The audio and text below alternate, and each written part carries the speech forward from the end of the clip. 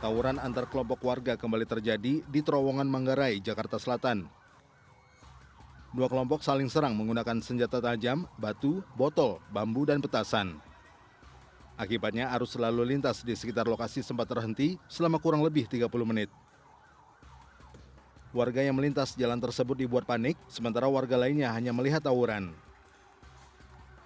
Aksi tawuran berakhir setelah aparat gabungan dari Polsek Tebet dan Polres Jakarta Selatan tiba di lokasi untuk membubarkan massa. Tidak ada korban jiwa maupun luka dalam tawuran itu. Udah selesai mudah-mudahan. Sudah direkam. Berapa personil yang nggak ada korban, Ya. Berapa personil yang terjadi, Pak? Oh, kita dari Polsek dan dari Polres sudah turun semua, sudah untuk ini. Ya. Nggak berlangsung lama, Pak ya? Ya? Nggak berlangsung lama ya? Nah. Untuk arus lalu lintas sudah bisa Udah lancar nih, udah lancar. Warga berharap pihak kepolisian bertindak tegas untuk menghentikan tawuran yang kerap terjadi di wilayah tersebut. Dari Jakarta, Hendra Aryadi untuk CSI, RTV.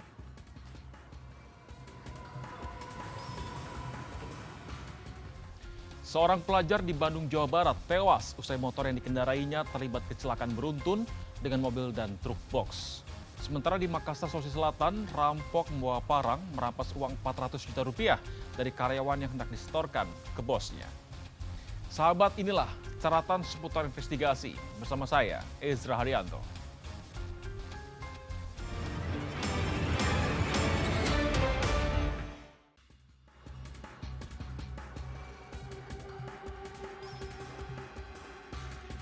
Aksi perampokan terjadi di Jalan Anduang, Kecamatan Mamajang, Kota Makassar, Sulawesi Selatan.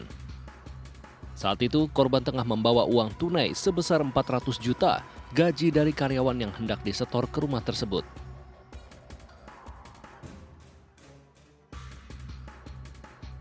Korban yang diduga sudah dibuntuti pun terkejut akan kehadiran pelaku yang menenteng parang dan langsung mengancamnya. Merasa terancam, korban akhirnya memberikan uang itu kepada pelaku.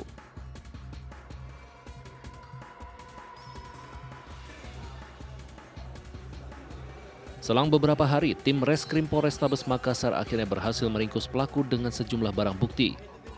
Uang sebesar 400 juta kini hanya tersisa 83 juta rupiah.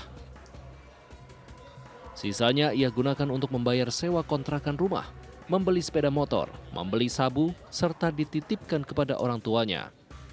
Pelaku diketahui sudah bolak-balik masuk penjara selama 4 kali. Udah 4 kali. Keluar kemarin dari penjara di Maros. Oh, jadi keluar dari penjara ngapok lagi? Lalu juga beli sepeda motor dan menyimpan uangnya sebesar 150 juta di rumah keluarganya. Beli sabu juga nih, jadi sebanyak 5 gram. Jadi pelaku ini juga selain memang pelaku kejahatan dengan unsur kekerasan juga pengguna narkotika tidak seperti oleh diri. Dari pengakuan tersangka, ia sedari awal sudah mengincar korban lantaran ada yang memberikan informasi kepadanya. Polisi masih memburu sosok yang memberikan informasi tersebut kepada pelaku. Dari Makassar, Sulawesi Selatan, Samsul Altiman untuk CSI RTV. Seorang pelajar terlibat insiden kecelakaan dengan satu unit mobil SUV dan mobil box di Jalan Anggrek, Kota Bandung, Jawa Barat. Korban sempat terseret sejauh 80 meter sebelum akhirnya meninggal di lokasi kejadian.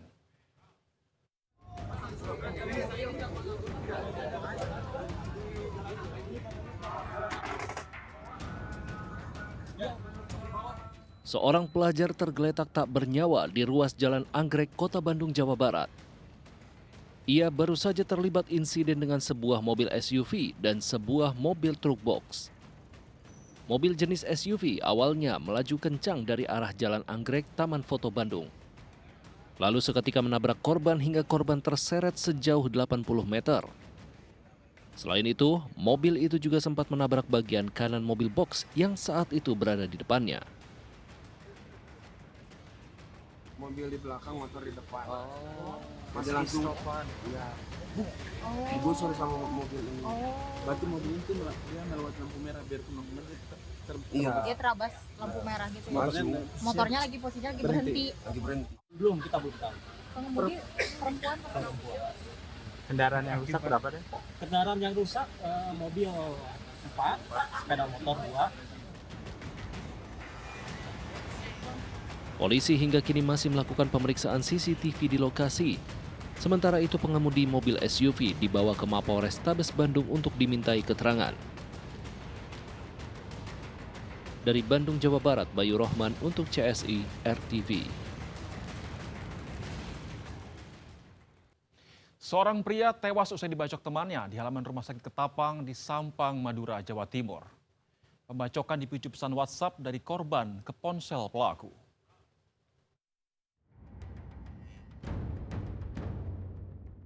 Inilah detik-detik saat seorang pemuda menjadi korban pembacokan di halaman Rumah Sakit Umum Daerah Ketapang, Kabupaten Sampang, Madura, Jawa Timur.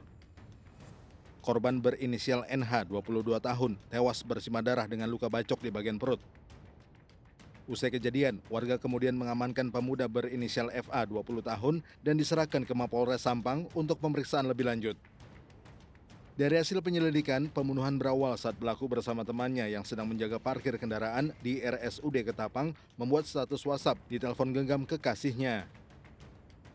Korban pun berkomentar terkait status tersebut dengan perkataan yang dianggap menyinggung perasaan hingga keduanya terlibat cekcok mulut di telepon genggam. Dianggap cekcok di dunia maya kurang puas, korban meminta pelaku menemuinya. Keduanya pun sempat terlibat adu pukul hingga berujung pelaku membacok korban. Modusnya sakit hati, mereka hanya sakit hati. Mereka inilah yang sering terjadi, mereka hanya sakit hati penyampaian ejek-ejekan di dalam WA, ngomong yang agak istilahnya menyinggung lah perasaan mereka. Sepele dan ya? Sepele. Ya. Itulah yang terjadi, hanya sepele, ngecek-ngecek lah. Tidak ada tendensi yang lain, hanya sakit hati saja. Atas perbuatannya, pelaku dijerat pasal 354 tentang penganiayaan yang mengakibatkan korban meninggal dengan ancaman hukuman 10 tahun penjara. Dari Madura, Jawa Timur, Solihul Hadi untuk CSI RTV. Terungkapnya kasus jasad dalam karung mengundang perhatian publik. Tim liputan CSI pun mencoba menelusuri kasus ini dengan mendatangi lokasi yang menjadi titik awal peristiwa berdarah itu. Sahabat, kita lanjutkan liputan dalam CSI, mayat dalam karung, akhir amarah, tak terbendung.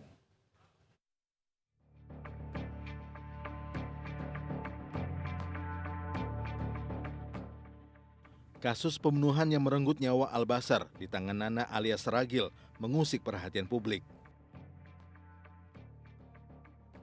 Untuk mengetahui kasus ini lebih dalam, tim liputan memutuskan untuk mendatangi lokasi pembunuhan, yaitu di sebuah konveksi di daerah Petukangan, Kecamatan Pesanggerahan, Jakarta Selatan.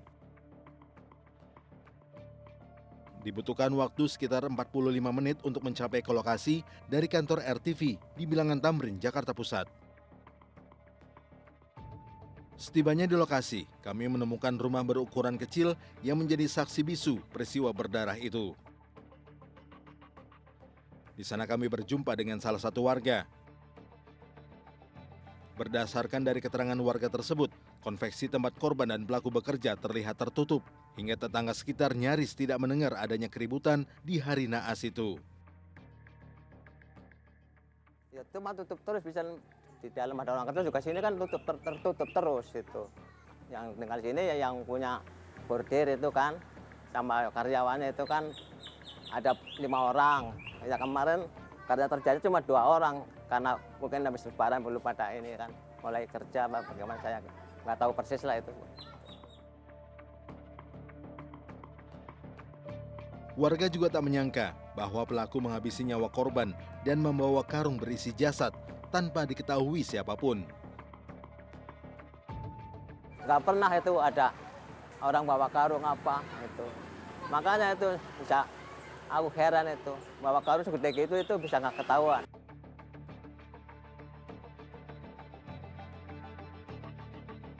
Kami kemudian melanjutkan penelusuran ke lokasi di mana jasad Al-Basar ditemukan di selokan di Jalan Dan Mogot kilometer 21. Tibanya di lokasi, kami pun bergegas menuju ke tempat penemuan jasad tersebut. Tampak selokan itu tertutup dedaunan. Sementara garis polisi masih membentang di sekitar selokan.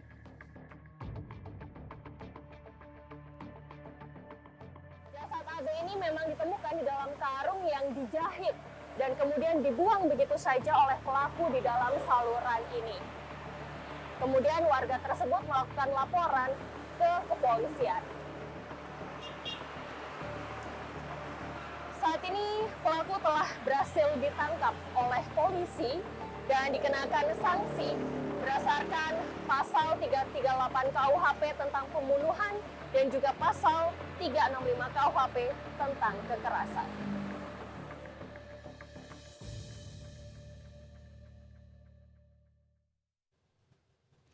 Lisan yang tak terjaga seringkali memicu emosi yang tak terkendali.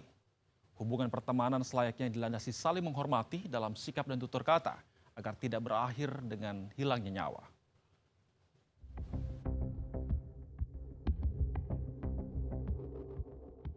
Emosi yang tak terkendali membuat hubungan pertemanan menjadi tidak sehat hingga menyebabkan konflik. Bahkan tak jarang dapat berujung pada hilangnya nyawa. Itulah yang terjadi pada Nana alias Ragil. Pria 23 tahun itu nekat menghabisi nyawa Al-Bashar, rekan kerjanya di sebuah konveksi, lantaran dirinya merasa sakit hati, sering diatur dan dikritik oleh korban saat bekerja, hingga membuat emosi Nana memuncak dan melampiaskan kemarahannya secara brutal. Kriminolog Universitas Budi Luhur, Luki Nur Hadianto menjelaskan bahwa pelaku pembunuhan telah memperhitungkan dengan matang sebelum melakukan aksi kejinya itu. Ya, dalam pemahaman pembunuhan berencana, maka yang paling utama sudah ada rencana atau kemudian niat itu sendiri. Dalam konteks peralatan yang dimiliki, dalam konteks bagaimana upaya untuk merekonstruksi kejadian tersebut. Yang ketiga, bagaimana mereka berupaya untuk menghilangkan jejak baik dalam mutilasi atau kemudian membawa korban jauh dari lingkungan sekitarnya. Yang kedua, tentu saat kemudian kita lihat barang bukti yang ada itu bersifat insidental, barang bukti itu memang bukan sesuatu yang sulit untuk didapatkan, maka bisa kita simpulkan bahwa ini memang pembunuhan yang atas dasar agresor atau kemudian stimulus dari korban. Yang keempat adalah kita bisa pahami tekanan-tekanan tersebut seringkali bersifat impulsif.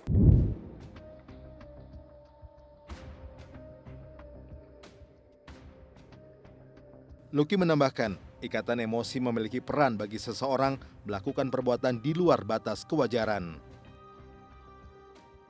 Ya, dalam pembunuhan memang ikatan emosional mendominasi perilaku dari para pelaku tersebut. Apakah dalam konteks relasi percintaan seringkali seperti itu atau bahkan dalam konteks relasi kerja. Karena ini seringkali terpupuk lama dan kemudian terakumulasi dalam perilaku-perilaku lanjutannya. Yang kedua, dalam konteks ini juga para pelaku tersebut menjadikan bahwa apa yang mereka dapatkan itu adalah bentuk penghakiman terhadap dirinya dan mereka tidak dapat untuk kemudian memberikan pembelaan terhadap dirinya tersebut. Apakah kemudian memang ada struktur bahwa dia adalah bawahan atau kemudian junior. Yang kedua adalah adanya kemudian tuntutan relasi kuasa saat mereka harus menuntut atau kemudian menurut dari atasan tersebut atau kemudian perintah-perintah dari atasannya.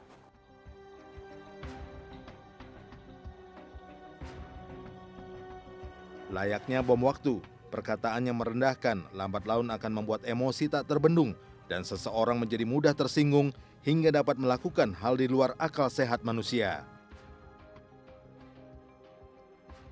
Sudah selayaknya, pertemanan harus dilandasi oleh rasa saling menghormati, baik tingkah laku maupun tutur kata, agar tidak berujung bencana.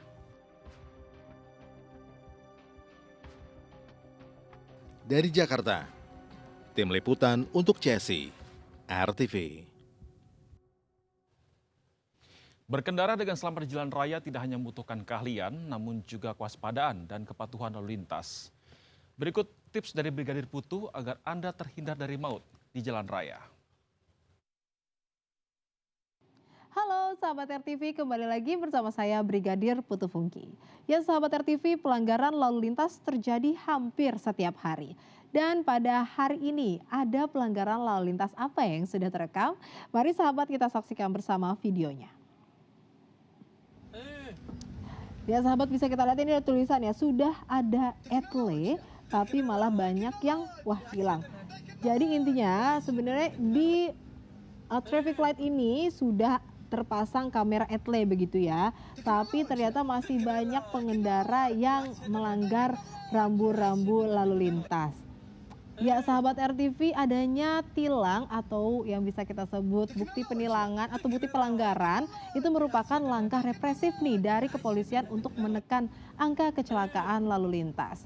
Karena berdasarkan data dari Korlantas Polri, angka kecelakaan lalu lintas di Indonesia yang terjadi sepanjang tahun 2024 kemarin telah mencapai 1.150.000 kecelakaan lalu lintas. Salah satu penyebab utamanya adalah pengendara yang melawan arus ataupun melanggar rambu-rambu lalu lintas.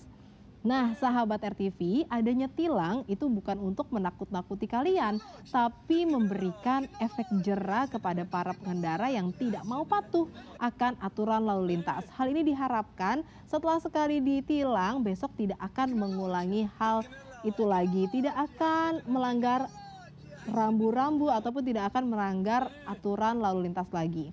Karena sahabat, mereka yang tidak patuh dapat menyebabkan kerugian untuk dirinya sendiri ataupun orang lain. Karena kecelakaan itu berasal dari adanya pelanggaran. Kerugian yang ditimbulkan bisa kerugian fisik, kerugian waktu, bahkan kerugian material. Nah, kalau tidak mau ditilang, ya patuh akan aturan. Dengan para pengendara ikuti aturan, hal ini dapat menekan angka kecelakaan lalu lintas dan persentase keselamatan pun jelas akan meningkat. Ingat sahabat, utamakan keselamatan daripada kecepatan.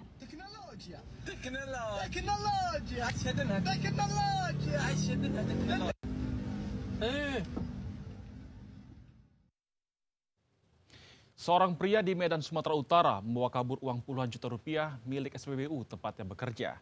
Kekasih tersangka juga turut diamankan karena ikut menikmati hasil kejahatan.